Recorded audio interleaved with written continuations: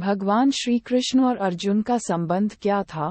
तो कोई भी उत्तर दे सकता है मित्रता का, और अर्जुन तो श्री कृष्ण के बुआ के पुत्र होने से एक तरह से भाई ही थे।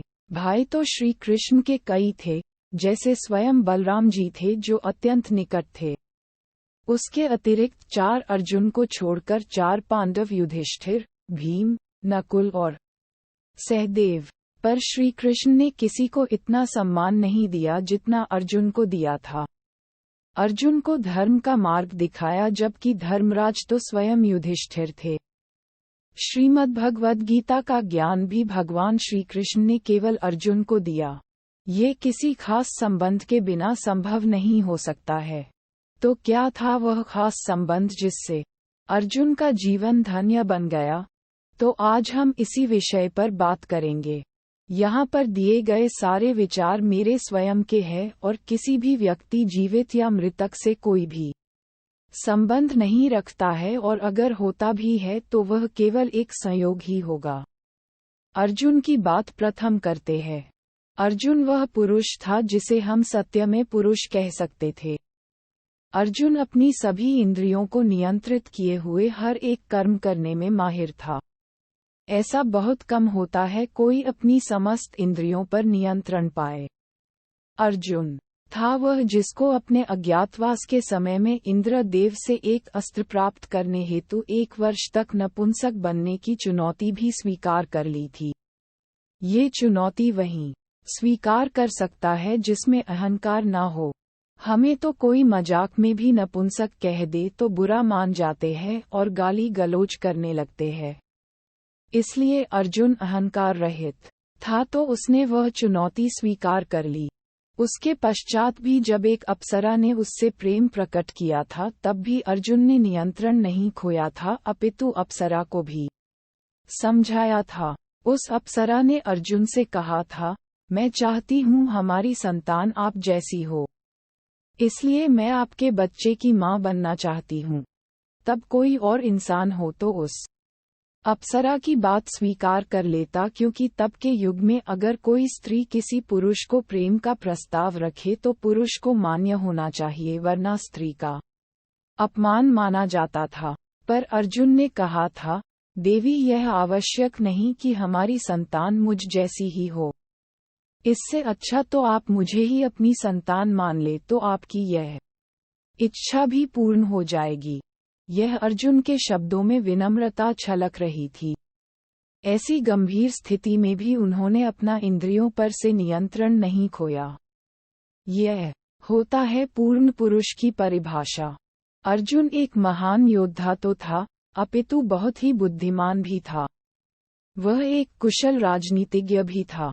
जब युद्ध में भाग लेता था तब निर्दोष को कभी भी हानि नहीं पहुंचाता था और न कभी निशस्त्र पर वार करता था। युद्ध में सामने कोई भी हो पर उससे विचलित हुए बगैर अपना धर्म निभाता था। वह एक अच्छा पुत्र था। अपनी माता कुंती की कभी कोई बात का विरोध नहीं किया था। वह एक अच्छा भाई भी था। अपने सभी भाइयों की पूर्णतया रक्षा करे थी। वह एक वीर पुरुष के साथ साथ अच्छा पति भी था। ऐसे सभी गुणों से युक्त होने के कारण वह पूर्ण भारतवर्ष में नामना कर गया था। अर्जुन एक अच्छा शिष्य भी प्रमाणित हुआ था। अपने गुरु द्रोणाचार्य की गुरु दक्षिण में पांचाल राजा युद्ध करना पड़ा, जो अत्यंत कठिन था, उसको भी पराजित किया था और पांचाल का आधा राज्य अपने गुरु की इच्छा से गुरुदेव को दे दिया था। ये होता है असली पुरुष के गुण।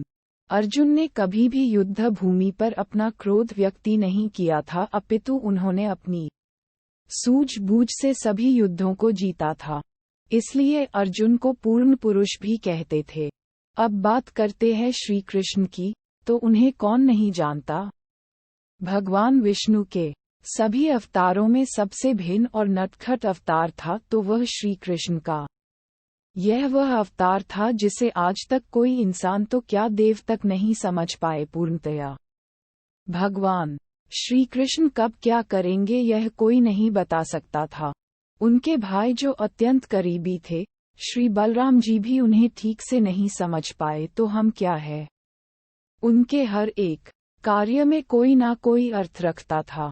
उनके हर एक कर्म के पीछे एक आने वाली या होने वाली किसी घटना का संकेत अवश्य रहता था। ऐसे में उन्हें समझ पाना असंभव ही है। इसलिए हम उनके विषय में अधिक बात ना करेंगे, पर यह बात करेंगे कि श्रीमद् भगवद गीता का अनमोल ज्ञान क्यों अर्जुन को ही दिया। उसके पीछे कई कारण हो सकते हैं, पर कुछ कारण है जो हमारी दृष्टि में उचित होना चाहिए। प्रथम तो वह केवल एक वही योद्धा था जिस पर पूरे युद्ध की नींव थी, अर्थात पूरी जिम्मेदारी केवल अर्जुन पर थी और सबकी दृष्टि केवल और केवल अर्जुन पर ही टिकी हुई थी। इसलिए तो सभी दुश्मन योद्धा अर्जुन को मारने का स्वप्न ही देखता रहता था। और भगवान श्री कृष्ण के अनुसार महाभारत का युद्ध एक धर्म के लिए था और इसलिए उसको धर्मयुद्ध भी कहा गया है। जब इतना बड़ा धर्मयुद्ध हो और उसकी पूरी जिम्मेदारी अर्जुन पर हो और वहीं अर्जुन अपने मोह के लिए शस्त्रों को नीचे रखकर बोले उससे यह नहीं हो पाएगा, तो यह एक बड़ी ही विचित्र घटना थी। जिसको युद्ध में जीतना था वहीं योद्धा ने शस्त्र को नीचे रख दिया हो, तो इस धर्मयुद्ध को बचाने के लिए भगवान को उस समझाना अति आवश्यक था। इसलिए भगवान श्री कृष्ण ने अर्जुन को श्रीमद् भगवद गीता का ज्ञान दिया और युद्ध के लिए तत्पर किया। आज हम जो गीता ज्ञान प्राप्त कर रहे हैं, तो अर्जुन को धन्यवाद करना ना भूले।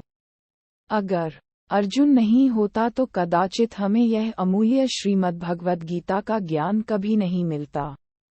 यह अर्जुन की अनुकंपा समझे या ना समझी, पर गीता ज्ञान हमें अर्जुन के कारण ही मिला है।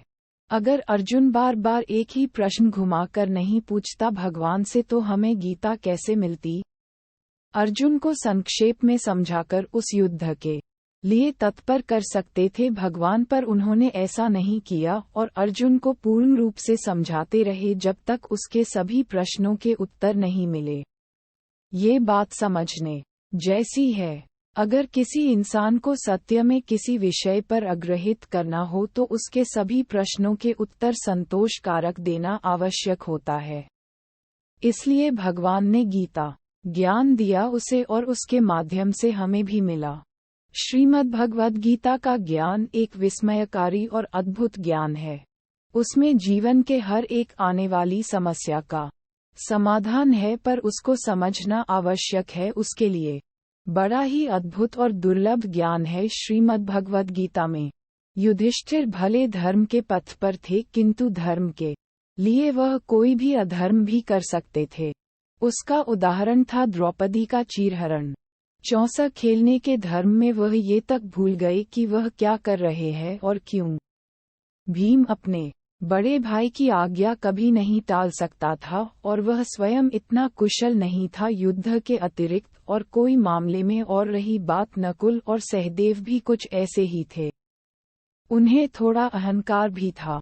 इसलिए अर्जुन एकमात्र उचित पात्र था जिसे ये ज्ञान दिया जा सकता था। यह अर्जुन की अनुग्रह था कि हमें ये ज्ञान मिला। तो अर्जुन को धन्यवाद करना ना भूलें।